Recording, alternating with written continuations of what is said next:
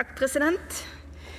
Regjeringen ønsker jo å flytte gods fra vei til sjø, som det ble sagt her innledningsvis fra statsråden. Denne satsingen den blir også poengtert i budsjettinnstillingen. Men likevel så det jo sånn da at i budsjettforliket med SV så ble en enig om å gjøre et nedtrekk på hele 50% i posten godsoverføring fra vei til sjø når det gjelder nærskipsfarten. Og da det jo interessant å høre statsråden sin definisjon av satsing. For vi forstod her fra SV at dette var tydeligvis ikke SV sitt ønske, så da må det jo være Arbeiderpartiet sitt ønske en sånn type nedtrekk. Statsråd Skjæran? Ja, president, jeg vet ikke om jeg er helt kjent med igjen av den versjonen som ble lagt fram her, men jeg tenker at i forhandlinger så handler det alltid om å gi og ta. Og i det stramme budsjettet for 2023 så hadde det vært nødvendig å gjøre tøffe prioriteringer. I budsjettforliket det derfor lagt inn en mindre reduksjon i tilskuddsordninger for nærskipsfart. Det sånn at sjøtransporten den påfører samfunnet lavere skadekostnader enn både vei og bane. Derfor overføring av gods fra vei til sjø et av flere tiltak som kan bidra til å redusere de samfunnsmessige ulempene forbundet med transport.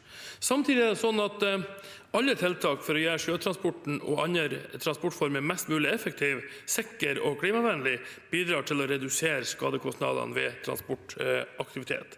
Tilskuddsordninger for investering i effektive og miljøvennlige havner mener vi et viktig bidrag. En effektiv sjøtransport bidrar også til reduserte utslipp. President, i en tid med begrenset tid.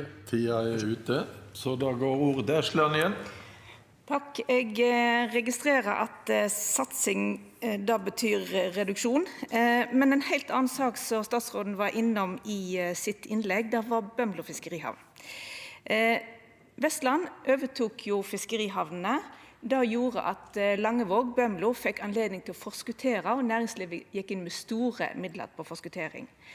Hadde fiskerihavnen blitt værende i Kystverket, så var det ikke anledning til forskuttering. Jeg veldig glad for nå at en har sett at en ikke ønsker forskuttering, og at en nå løser inn de pengene. Men har statsråden tatt inn over seg at Bømlo fiskerihavn aldri hadde vært en realitet, dersom ikke dette hadde vært overført til regionene? Statsråd Skjæran? President, med den havnepolitikken som den forrige regjeringen førte, så tror jeg nok at den konklusjonen nærliggende.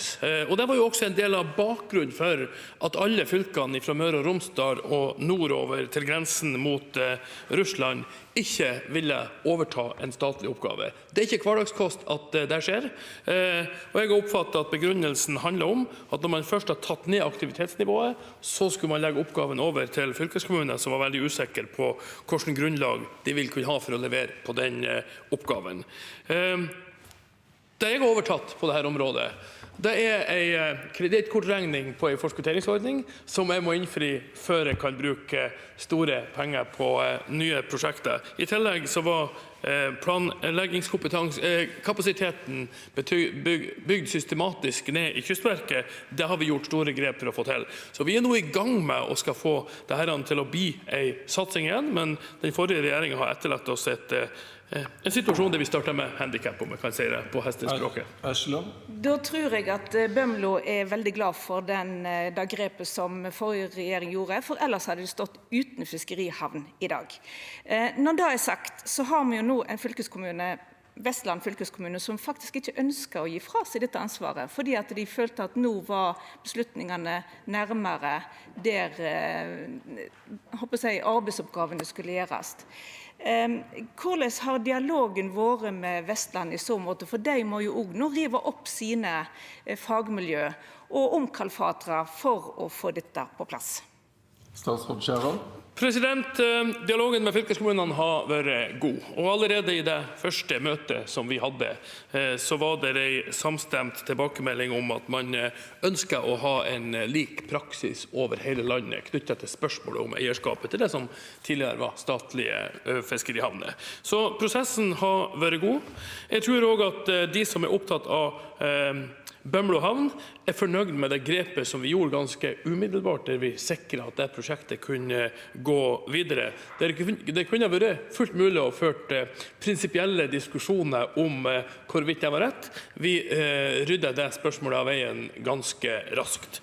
Så når Stortinget har nå tatt sin beslutning rundt budsjettet i år, så ligger alt til rette for at vi kan ganske raskt inngå avtaler med fylkeskommune etter fylkeskommune, sånn at vi får på plass denne overtakelsen. Det vil sikre at den kompetansen som ligger i Kystverket kan fortsette å gjøre en jobb for gode havner langs hele kysten vår, så det ser jeg frem til.